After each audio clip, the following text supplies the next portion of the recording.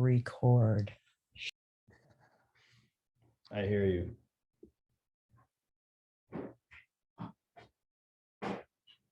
Record. There, now you can tell. I don't know what I'm doing, so. Okay. Once we get started, I mute everybody anyway, and then I open it back up, so it's okay. Okay, You're all good now. okay. So, and if I didn't hit that, Mm-hmm. like just push it. Mm-hmm. It doesn't matter. He's gonna mute. Yeah, you yeah. anyway. What? Like I can control on this side like that, it's muted you.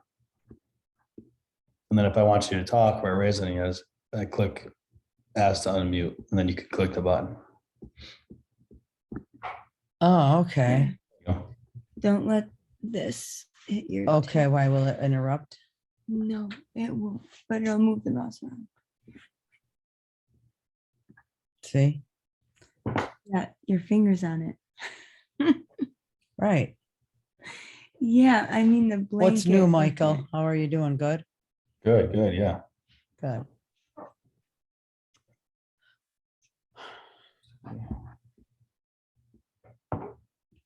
God, that looks scary. Why don't you take your hair out?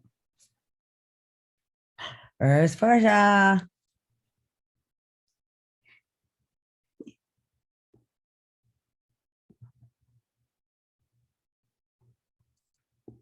Okay.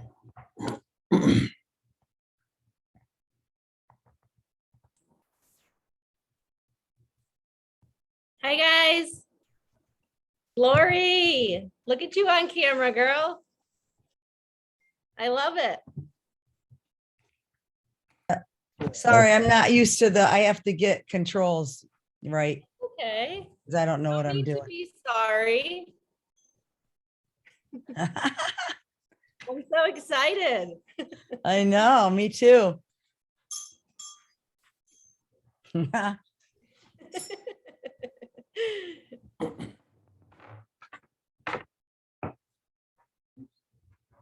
Portia,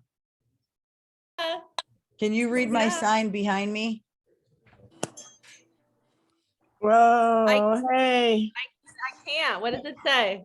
Oh, okay. I just thought maybe if I could, I can't like I'm not on bring video. it closer, right? Hi, Laura. Hi, Portia. Oh, hi, Amber. Hi, guys. Hi. Oh, hi, Amber. Hi, Mike. Sorry, I can only see one face at a time at first, and then now I gotta unsplit screen. I mean, I'm only the host, but it's a fine. No big deal. You want to say that? I smiled the whole way home after seeing you. Okay. Uh, All right. Where's Jason at?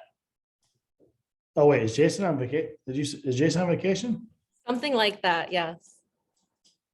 I'm not sure when he was coming home.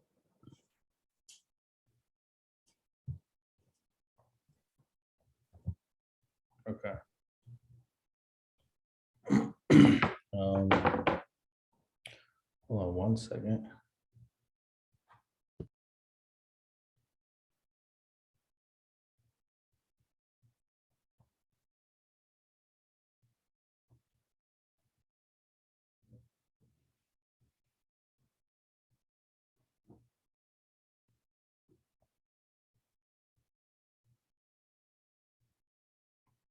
Has anybody been able to get away from the absolute barrage of influx in all your phones about Will Smith smacking the shit out of Chris Rock? Or has anybody else done anything else today besides just have that inundate their whole life? Does anybody know what I'm talking about? yes. Okay. Are we gonna talk about that? Because I'll No. tell you what I talked about instead of that. No. We're not talking. Okay. I'm just saying. Yeah. I I couldn't get through a personally, day on my phone with it not being everywhere. yeah. My thoughts all day were on a lot of thoughts we've had around like money and finances and true riches and things like that. And my ongoing thought today was that my most lucrative investments in life have been in my relationships with human beings, whether bad or good outcome. That's where I gained the most, and those are the true investments. And so like money I can make, but I don't know, that kept coming up for me today, separate from the Will Smith scandal. Oh, yeah. Sidebar the Will Smith. We'll get started. I don't know if Jason said, Lauren just said she just got home from a very long trip, so she's probably not going to join us. She just texted. But everybody else can join when they come in. The topic I wrote on the post was you are stopping you, right? So what brought it up was because I thought about this whole thing, like how many people over the past year and a half that I've come across, talked to about this particular group, and saying, oh, I'm going to show up, or yeah, I'm going to join it next week, or I'm going to be on Monday, or yeah, no, that sounds great, or have a really good conversation. Maybe like, for sure, send me a link, I'm definitely joining. And some people just take a minute to get on. Like we've talked and laughed about most people on here, like they don't want to be on video. They don't know that Zoom has audio only. I think it's just a video conference. So that deters some people. But there are a handful, a good handful of people that I will not name, that for a year and a half have been telling me the same bullshit and don't come.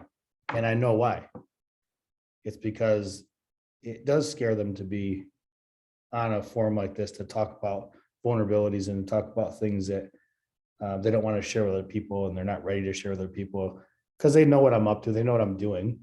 They're not dumb, right? But in good jest, they like to talk about it, but not take action. So that's kind of where this all came from. Like I had heavy thoughts about what stops people from doing what they say they're going to do, right? Like what is it that we like to talk about things, which is natural for humans to talk about things they want to do and things that they believe they can do, but where does it stop from that to actually taking the action to do it for themselves? And why do we continue to do things that we know aren't right for us and or that are hurting our well-being, like truthfully, when we're saying opposite? So one thing is, I believe it's like the absence of, I think it's not the absence of the knowledge that we have, you know, like we know that we should do this, or we should work out more, or eat better, or not drink, or all these things that we know. It's not the absence of knowledge, but it's often the distance between that, like what we don't always reach across. So it's the distance between the knowledge and us actually wanting to do it, that we don't actually reach across them most of the times, and don't lean into the fact that we know that we're capable of doing it. And it's not the lack of the knowledge that we have or the information that we have, but what is that little thing that we get up against that we're like, yeah, but hold on, right? Like, yeah, but I got to do one more thing, or yeah, but maybe I'm not ready.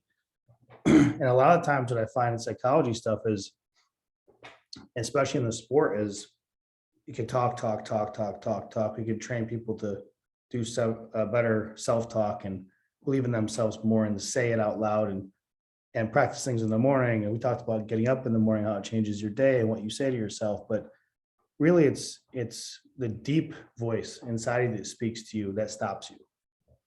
You can say it out loud in front of your friends. You can practice it. You can say it as much as you want. You can get up in the morning and look at yourself in the mirror. But if you don't truly believe it inside of yourself, it will stop you. And you will stop you in your tracks, and you won't move forward on it. Then tomorrow you wake up and say the same things. And what we're hoping for is that one day it sticks, and that thing we want, or we're talking about, shows up. But it won't show up until you believe in it, right? There's always going to be a reason why we won't do something. I'm not saying anybody's reason is different. And I say reason instead of excuse, because excuse sounds bad. It always says, oh, you always have an excuse not to do something, but that kind of sounds bad. I say reasons. We give ourselves reasons why we're not ready. to do that thing that we know we should do or we keep talking about. And I think sometimes it's okay to just give up on some of the things that you keep telling yourself you should do, because maybe you shouldn't be doing them. I think that's the other side of it. I think we look at a lot of other people and we hope to be better based off what they're doing, but maybe that's just not you. Everybody works in a very different way. Not everybody needs to be on some kind of diet or eat better or whatever the hell that means. I always tell the story about Amber's probably the only person that knows, but a kid we grew up with, Eric Ellinger, his grandpa was like, or his grandpa's great grandpa or something. This guy's like 101 years old. We used to go there when we were young. This guy is banging down cigarettes all day long. Like one's attached to the other end of it, just lighting them. He never gives them up. Then he packs pipes, smokes pipes. He's drinking a case of Schlitz beer a day. And he's outside chopping his own wood for the whole winter with no shirt on. It's like, how is this guy not dead? So I always tell that story because who's to say what works for anybody? Maybe if that guy stopped smoking or drinking, he'd die immediately. Like, I don't know. Just works for him. He was always super happy. He never made an excuse. He was outside chopping the wood. He was taking care of his house. He was doing what he needed to do to be happy. And what's to say that if he sat around all day feeling bad and say, you know what? I know I need to stop smoking. I know I need to eat better. And had that stress on his mind, that he wouldn't have lived happier. He wouldn't have lived as long. Jay Rice is another example. I don't know who many of you know him. He's the same way. He's a very content, happy person with his life and his lifestyle. We bust his balls all the time because we're like, it's funny. But there's some envy involved in those jokes because he does have it that simple. He really is happy. He's content. He doesn't need anything. He doesn't need what other people need. And most important, he's okay with it. So I think the sooner we get to the point of understanding what it exactly is good for us instead of what's good in general, like all the things like eating healthy and like don't do excessive this and don't do that, and don't do this and don't do that. There's a ton of that out in front of us every day. But when are you going to know what's good for you and then stick to that? Wake up in the morning and say, that's going to be you, and be the best at that. Instead of having the guilt and feelings of what I should be doing, and I'll get there. I just got to keep telling myself. Right. So I don't think we can bury ourselves in the comparisons of the success of other people, especially when success should only be measured by, if compared and measured by how far you got from where you were, not comparison to success to all the people we look at. Success should be only derived and compared by where were you, where'd you come from, where'd you start, and where are you now? If it's better, then you're successful. If you're treading water, you're an idiot because you're looking at the wrong things. Somebody saying something? Can I speak to something that we've talked about often? Yeah, go ahead. When you worked at IMG Academy, I found so much interesting about that culture, because here you were amongst who could potentially, whether afford to be or genetically be put into a situation where they're in the elite academy to become a professional in their sport of choice, whatever that was. And you said that statistically speaking, even though they were the maybe cream of the crop as far as pre-positioning or whatnot, still maybe less than 1% of them would become successful. And so there's got to be a psychology or something that speaks to kind of what we all innately talk about all the time on this and with each other, is the core belief system. Like, where are the most dedicated people coming from as far as like generalizations of what health is or what success is? Like, we can't all be an Olympic athlete, but there's something in an Olympic athlete that makes them, exercise and prepare, 12 hours a day, every single day. And it's something inside them. And maybe it's the same type of non-worth or, the negative thoughts we have about ourselves that keep us from doing things. For them, it's like, if I fail, I can't live with myself. So I have to go and do this for 12 hours a day to become the best gymnast or whatever it is. And so whether it's Eric's grandpa, like not having the negative thoughts about what he does and truly believing because he's living happy for him, it's the exact same thing as the person who wants to train 12 hours a day to become the Olympic athlete or whatever it is. It sounds like, what we're saying and what we keep coming to and we can't fully accept is that what is it? Yeah, for each individual that is our personal health and those placebos and those belief systems that allow us to succeed in whatever it is that's going to make us happy individually, because it isn't the same for everyone. And it's interesting on so many levels. Yeah. But what are those stepping stones? Like if you were to look at all the, same denominators amongst, I guess, who we would say are the most motivated or successful or driven. Well, I mean, there are stuff, there is stuff that we studied at IMG and Exos and even our company after, but in the sports world, I mean, there's a lot of outliers that say that where do most of these people come from, and they come from called hotbeds and places that lack almost everything. And it's because it lacks everything that they have nothing to lose and only gain. Right? Oh, they actually have less. It's not like they came from somewhere where everyone said they could believe in themselves and they believed it. Right. That's what I'm saying. They came from, most of them come in hotbeds where they had to practice on courts or use balls that weren't a basketball. It wasn't a football, actually. They used an object, or they had to be on fields that weren't supposed to be, or the shoes that aren't proper. And it's because of that they can push out of that, and there's nothing to lose, right?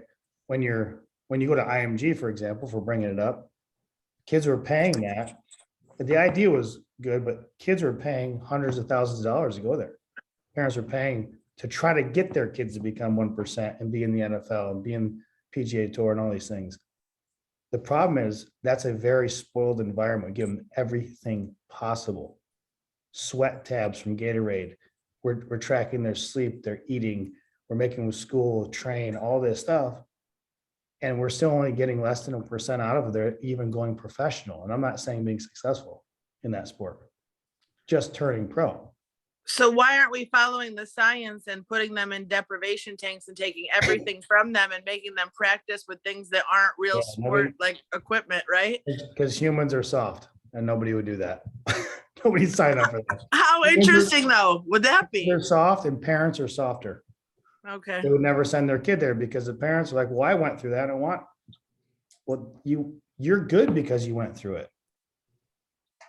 Parents love to spoil the next generation because they feel bad that they had to do the hard things. But you're not helping that child go through the things that make you good.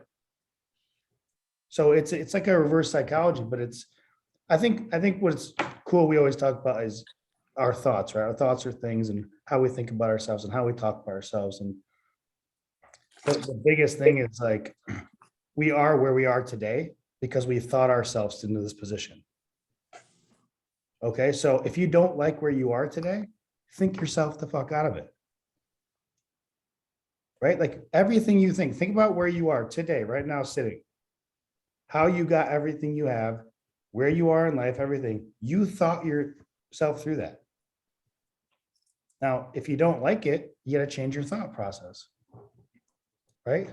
Negative thinking is a big freaking problem. It's a big problem. It takes over everything, can consume you and hold you sitting at a stop sign forever. Right? So what big thinking gets rid of this negativity. Big thoughts, big ideas, dreams, things that you might not get to, but you always think about. Portia and I talked today about a little bit earlier about some stuff, but what came up was like, we can only witness the opportunity that sits in front of us. We can see what God puts there. We can watch these things come in our life, or we can hope for them, or self-talk. We do all these things, all the practices, and be aware and everything. But if we don't move on anything, it ain't gonna do it for us. It's gonna go right by you.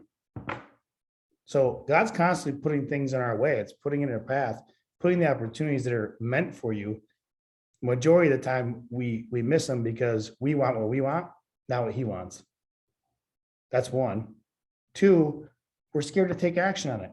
If it looks too good, it can't be for me. It must have lost its way to my house. Right? It can't be for me. It's too good. I'm not good enough for that. Yeah, I'm not ready for that. When really it's like it's stopped at your house because it's the stop on the success train. It was meant to pick you up, but you had to grab your shit and get on. But that's the part. It's like, what stops us from talking about it, hoping about it, wanting about it this whole time? You get up every morning, you're reading the books, you're listening to the podcast, you're doing the things, you're coming to these things, you're going to church, and you want. And then when it's sitting in front of you, or the real opportunity you truly witness is sitting right there and you recognize it, what is stopping you from reaching out and grabbing it? And I think the answer, I'm not asking for an answer, I think the answer is quite different for everybody. But I think trying to find that answer for you is like the unlocking. It's everything. It's understanding you and what you truly want and what you truly believe in. Understanding who you are really. Like, does exercising every day really, does the benefit equal the happiness for you? Or are you miserable and you don't really show results because you go and you kind of half-ass it? You get to say you went when you're having wine with all your girlfriends. Or I'm with my friends, I'm like, oh yeah, I go to the gym too. It's like, well, what do you do there? Do you feel good? Are you seeing change? Are you growing? Is anything happening? Or are you just going because it's like you have to go to the gym to be healthy, or you have to eat this way to be healthy? Healthy mind is the only health I believe in. I truly believe this. Like, I think if you want to be anything, if your mind is not right, if it's not healthy, it doesn't matter if you go to the gym 100 times a day. You're the best at eating. It doesn't matter. Amber knows this story, but I had a guy that worked for us at the company that he was like a physical specimen. Like, he took his Instagram, all this stuff, like with his shirt off, you're like, it looks like somebody drew his body. And careful what he ate, particularly about all his supplements, like gym regimen, all this stuff, running in the morning. He was all about everything.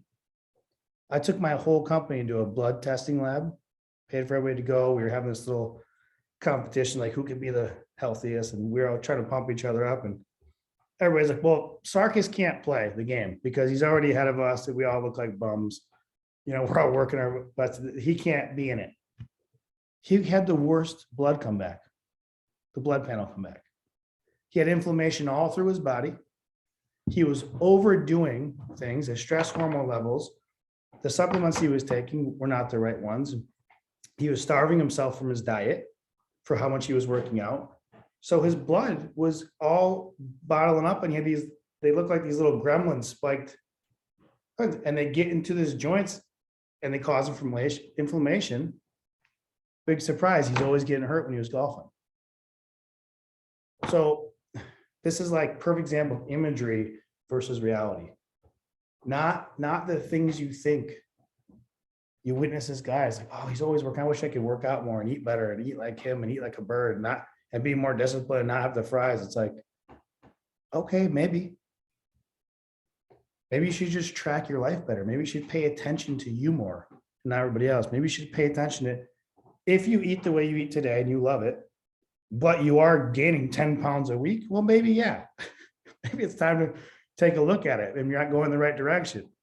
But if you sustain your lifestyle and you also get to choose what you want to do, well, what the hell? Who the hell is anybody else to say anything about you or your life or what makes you happy? There's another one. This is a funny kind of, it was a laughter moment for my sister and I, but I'm doing some stuff to her Jeep. So I gave her our rental van, whatever, so she could drive around. But, you know, she called me, she's driving a Merc. She's like, man, this thing drives really nice. And it's not a nice looking van. It's an older van. It's got 300,000 miles on it. But truly, if I challenge anybody to drive this thing, it's like riding on your couch. it drives like a dream.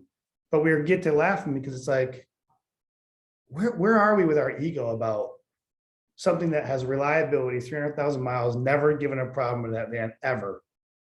And what we actually want in our mind for people to see us driving in or on the highway. Like, we'd rather that thing be knocking and rattling inside if somebody waved by us and, yo, cool car, dude. It's like, it's crazy what we do to ourselves.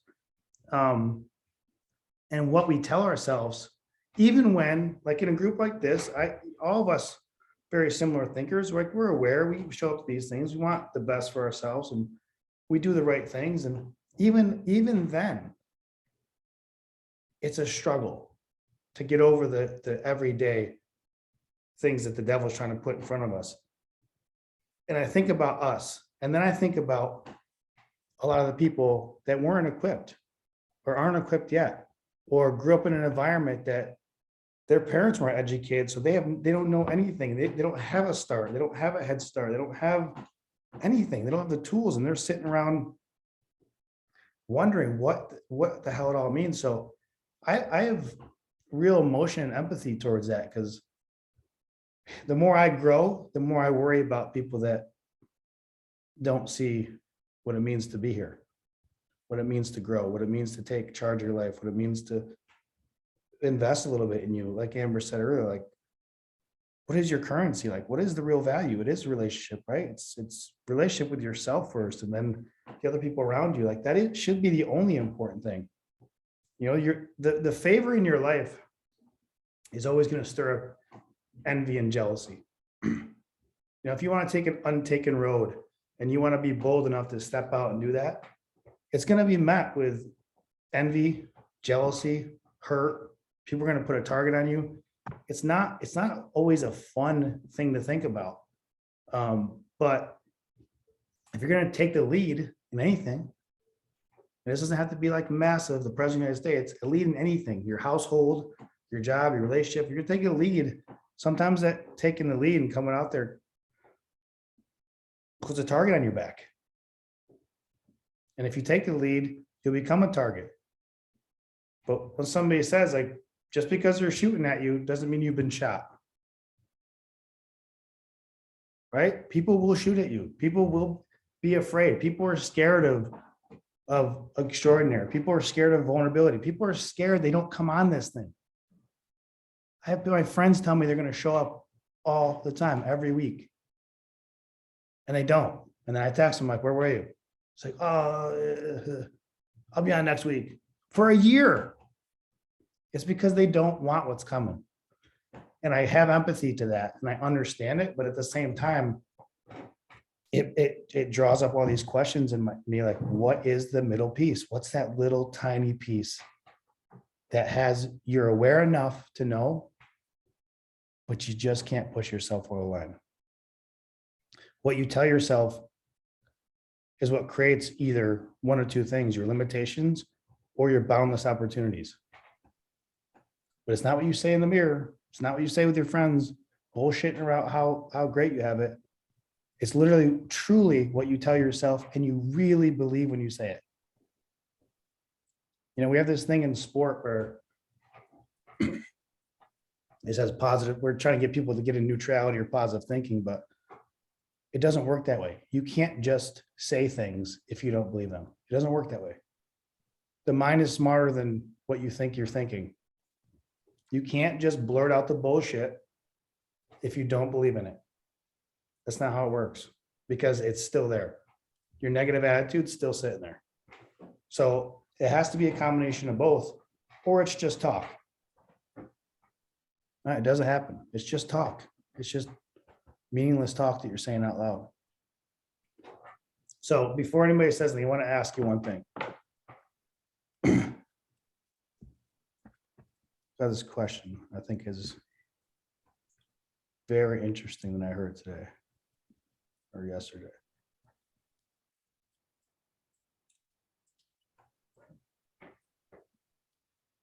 Okay, so imagine if everybody you knew in your entire lifetime asked you who you are so they can tell others.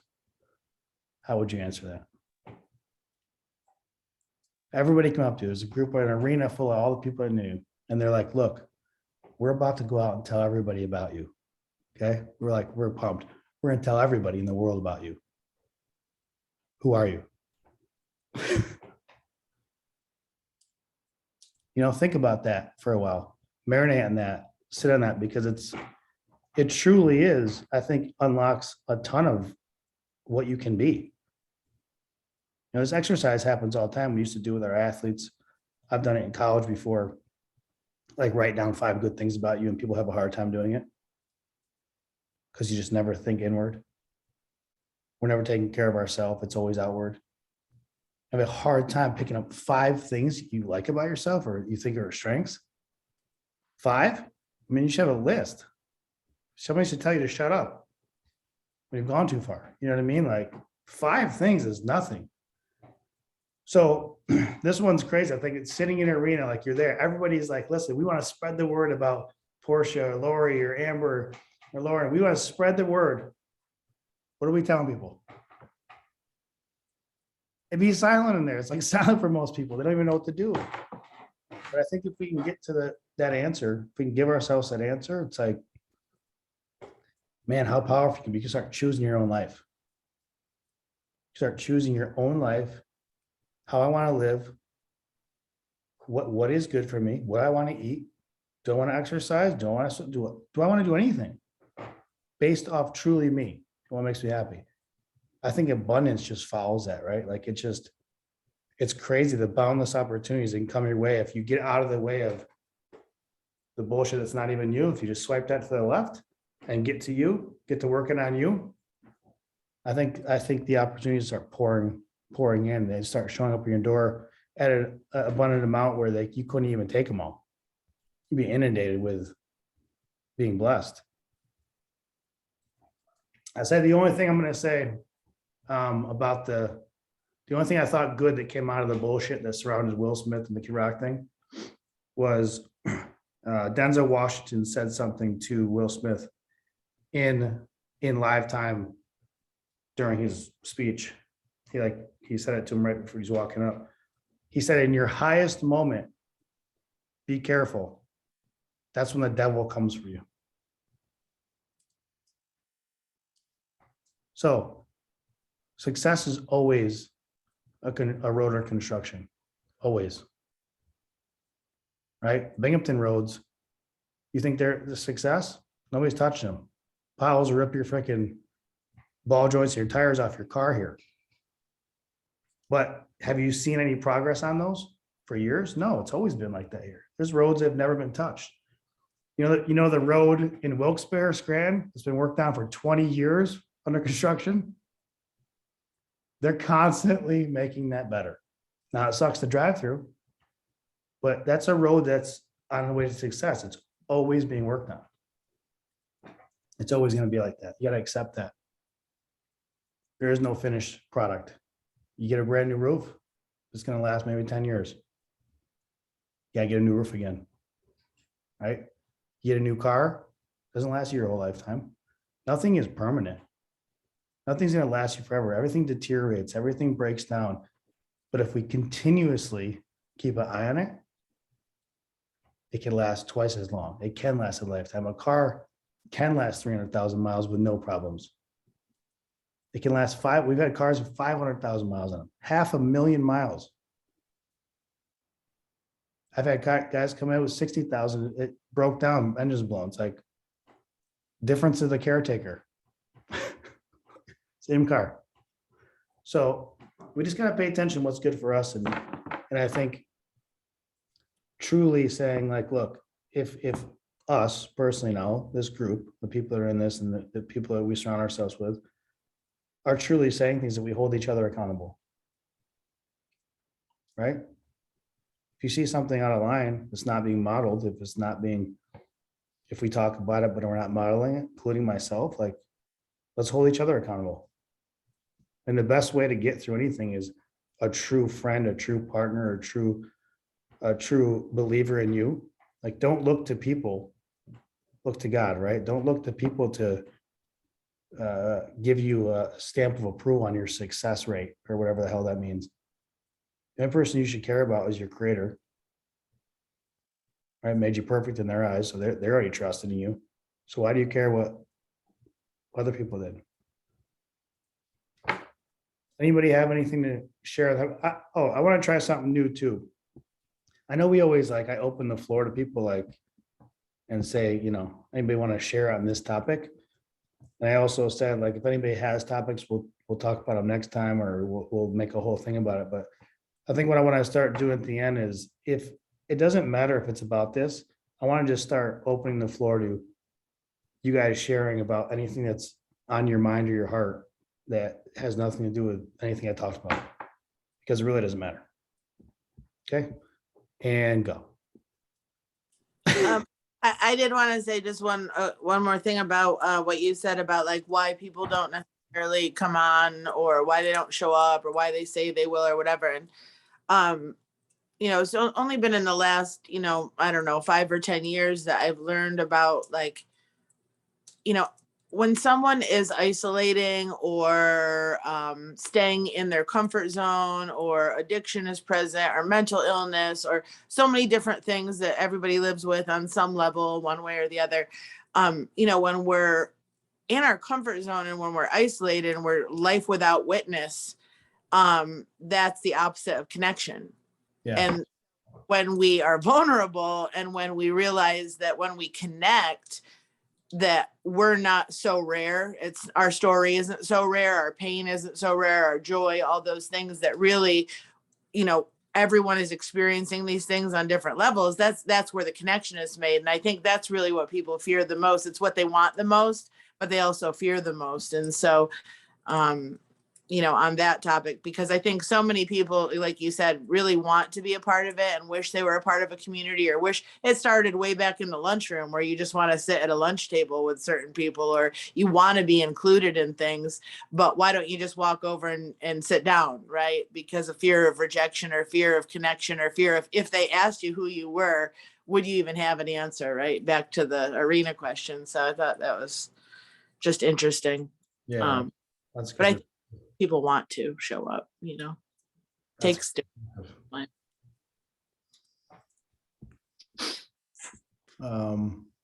well, God said at some point in the Bible, I don't know where it is because I don't know what page it's on, said that man, well, I gotta switch it to man, woman, or man, woman, he, she, them. He, she, them. Said that man is as he thinks he is. That's just the base of what we're talking about. I mean, you can only become what you believe you are or can be. Right. So,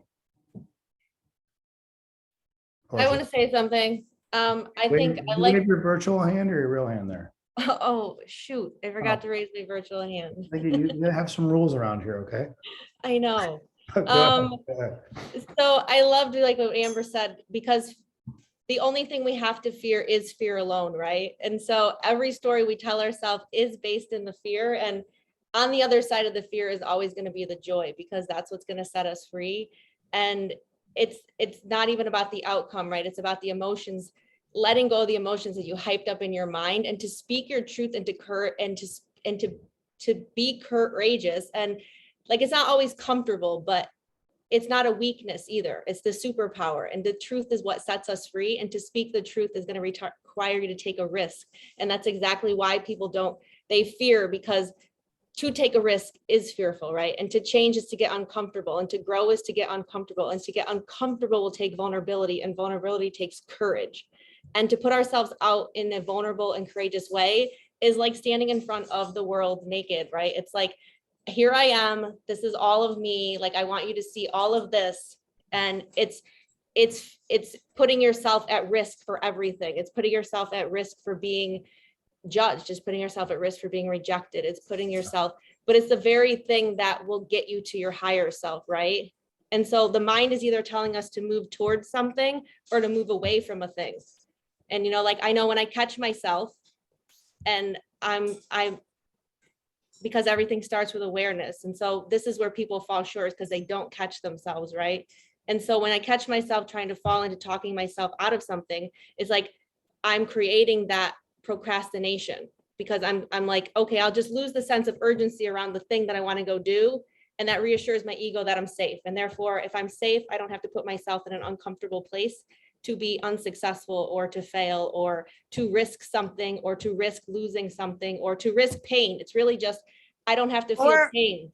Or to get to know yourself, because that's a really scary thing right. too. That's scary for people too, right? People don't even want to know who they really are because it might change where they feel they're comfortable, and that's a whole thing. Right. Like, who am I if I'm not this? And yeah, it's probably it's even more awesome.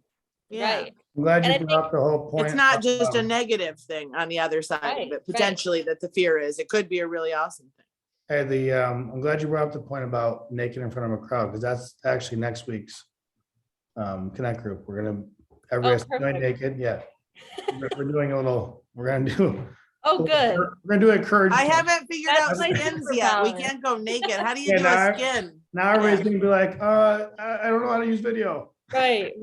But I think like for like me, the procrastination of the fear, right? Creating the fear is really, I'm just keeping myself, protecting myself from being judged or rejected. And, you know, or loved. Right, exactly. Right. So what we do is like, what might not work, you know, we put ourselves into the emotions of the past. And when we went and did the thing, we associate it with how it might turn out. And then for that future experience. And so we're already perceiving it as creating, it's going to turn out the same way that it's always turned out.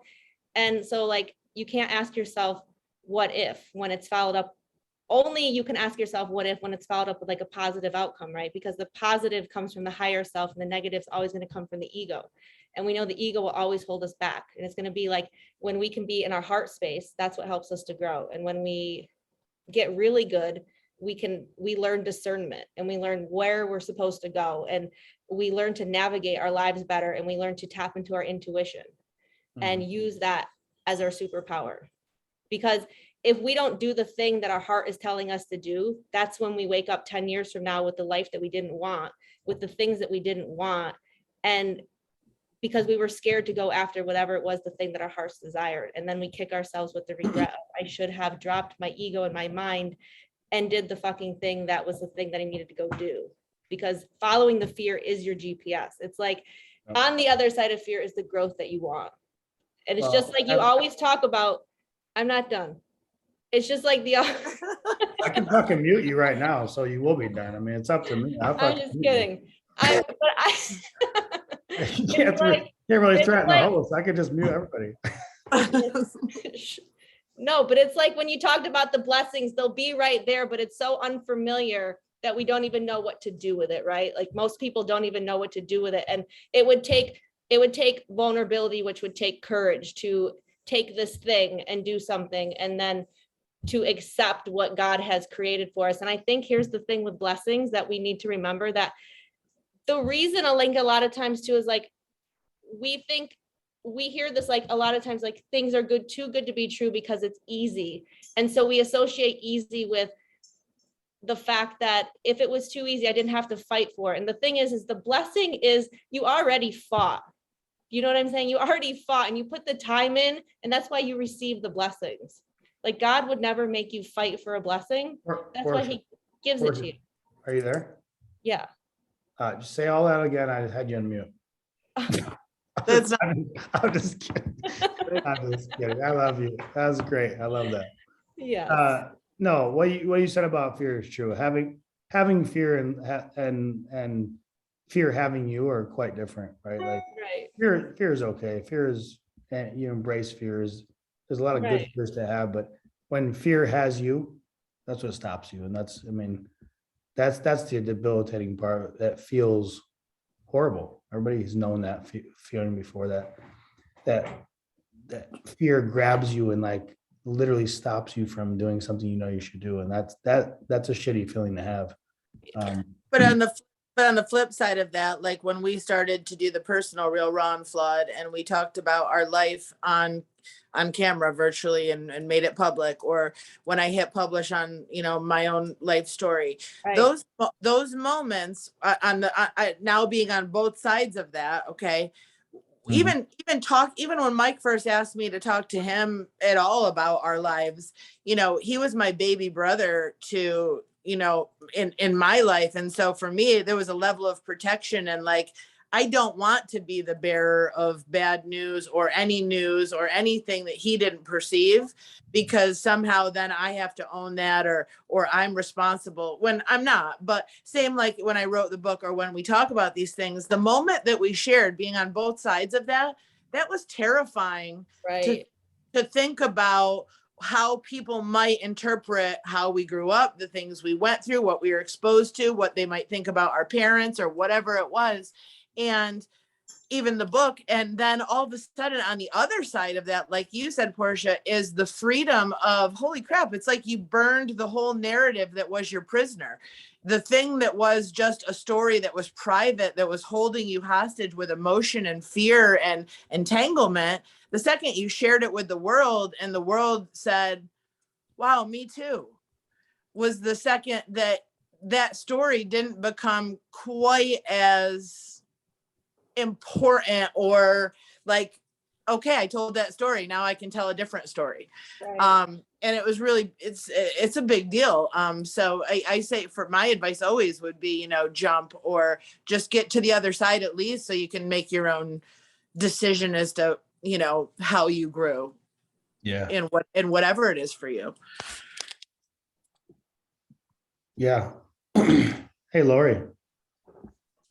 How you doing over there? And hello. You want to share anything? I'm just gonna listen for right now. Okay, I just Yeah. want to make sure. Thank you. Thank you. I always hand that, we got to pass the mic around, make sure you're. I know. Thanks so much. I'm Beautiful. enjoying this, Happy though. you're here. Yeah, I'm Thanks glad. so much. Denise, do we have a movie star from LA? Who's this bombshell over here? Yeah. This All is right. the Zoe family and Zoe Church, and she's joining our group for the first time in here, and she's been on our rallies and in the chats in the every Sunday, and she's been a huge part of the family. So we're happy to have her. I'm glad she joined. Hi, I There just she unmuted. Yay. Yeah, you got me on a Hi, bad spot. So I got welcome. this like big picture of my face. So sorry about that. Oh my gosh. It's beautiful. We're real on Flawed. You guys were great. This is super interesting. And thank you, Michael, for being persistent and tagging me on this. I am everything you guys spoke about is, I've been very fearful to join connect groups. And I don't know what it is. I think it's just a social thing for me. I don't know. I always felt like the church is so young and I'm just like so much older that I don't know. It's just a weird thing. I have no idea what my problem is, but I like everything you guys are talking about. And I really resonated what you said. I mean, it says somebody's daughter, but I'm sure that's not your name. Of just what you said about your narrative and telling your story. And once you tell it, you can tell another story, which is just so, I mean, really, honestly, it's like I just wrote my book and I just got it published, and it's exactly what you said. So, I mean, I don't know. This is kind of incredible. So anyways, that's it. Yeah, Denise is. Yay, no mistakes. That's She's been- that's what it's all about. She's been championing, Portia knows, she's been championing the sharing, even in the chats. I know it's not connect group, but you've been crushing it in different forms in the church. And Thank you. being too old is definitely not an excuse. I've been at Zoe Church for many years, and besides Chad, I've been always the oldest person in the room.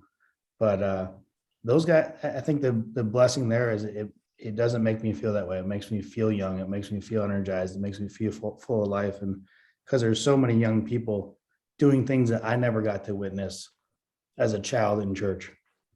Yeah. Church for us when we were young was like sit down and shut up and memorize all this shit. So it's nice to see young kids in teens and 20s and the early 30s like doing it differently and embracing it in their lives and using it in their lives. It's just different. So it's been such a great family, and I appreciate you for showing up every week and being vulnerable. I see you all the time on there. So thanks for joining us. Thank you. Yeah, I mean, there is a lot of young, so energetic and so passionate. I used to go to the online, I mean, not the online, obviously. I used to go to the church when it was on Fairfax, and I loved it. And then it Yeah. moved downtown. And it's not that I couldn't go, but it's just, I have 2 children and I'm just running. I'm running. And on the weekends, it's like, I can't even imagine going downtown. Yeah, LA is not easy to get anywhere. So when it moves from the close, it's almost another state away. Yeah. Yeah. Well, I appreciate you all for coming. I really do. And Denise, you're welcome anytime. We do the Zoe one every other week, and then this is our real raw and flawed one. We get a little more. I don't know. It's more me, I guess, verbally how I speak. So you'll hear me maybe swear a little more or be a little different, but we do them every week instead of just every other week. We've been doing them for, better over a year. So you're welcome anytime, every Monday. And we record these too. We put them on YouTube after we're done. So if you ever miss them, you can always go back and watch. I'm all, oh, now you tell me. Just kidding. Yeah. Yeah. Why did you get you on first? Great. Yeah. And then next week, I guess we're doing naked in front of the crowd portion. Is that what we're doing here next week? No. But I appreciate you all. It's coming onto the hour now. I love you all. Thanks for showing up, always supporting and most importantly, speaking up. Like it's literally means the world to me, like when everybody participates and shares, because I think that's the whole point of it. It's not to listen to me talk. So I appreciate you guys. I love you. Have a wonderful evening, and we'll see you next week. Thank you.